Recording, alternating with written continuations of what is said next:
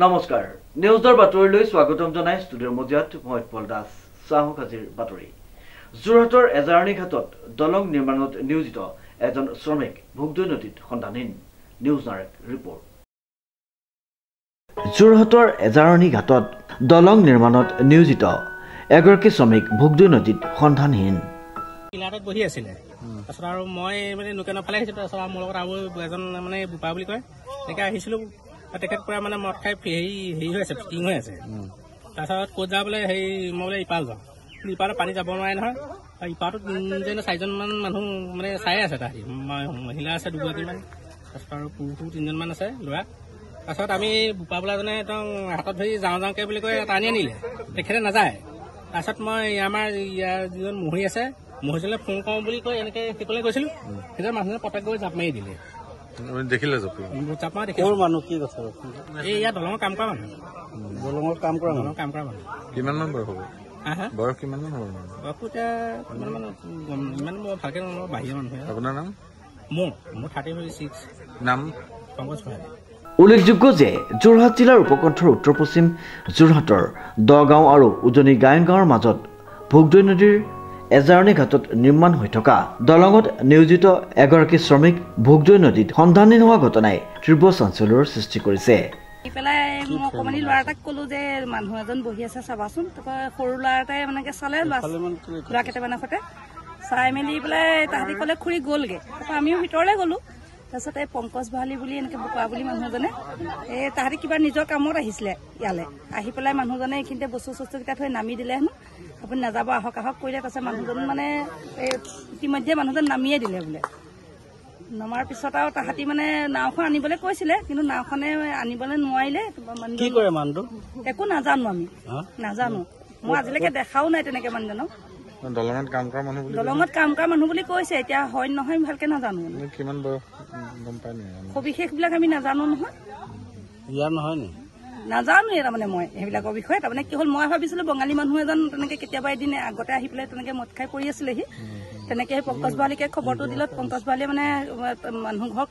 মাতি পেলাই দিলে কিন্তু আজি এইজনে মানে নেপালে তেখেতৰ হেৰি ল'বলৈ এতিয়া বিশেষকৈ মানে পংকজ ভঁৰালীহে জানিব গোটেই সবিশেষ ভোগদৈ নদীৰ গভীৰতাত সন্ধানহীন হোৱা শ্ৰমিকজন তপন টুডু আৰু তেওঁৰ ঘৰ ৱেষ্ট বেংগলত বুলি জানিব পৰা গৈছে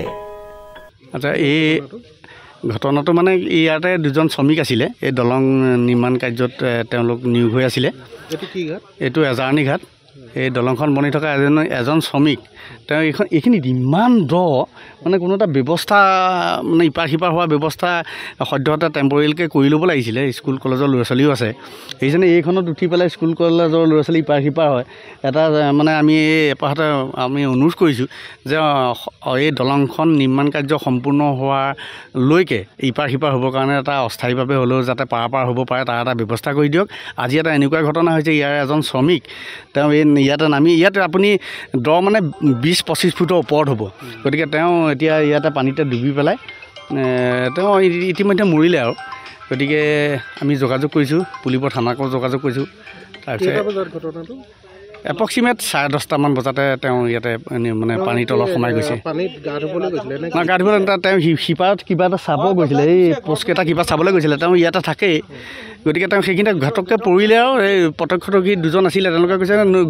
গ'লে তললৈ সোমাই গুচি গ'ল আৰু গতিকে সিটো পাৰে আছিলে তেওঁ এইবাৰ তেওঁ সেই মালুৱালী হৈ ঘূৰি গৈছিলে নেকি বোধ কৰোঁ চাগে ঘূৰি গৈ পেলাই তেওঁ ভাবিছিলে এইফালে দিয়ে পাৰ হৈ আহিব পাৰিম তেওঁ বোধ কৰোঁ নাজানিলে চাগে ইয়াৰখিনি মানে 20-25 ফুটৰ ওপৰত দ হ'ব এইটো খান্দি দিলে অলৰেডি গতিকে আমি অনুৰোধ কৰিছোঁ যে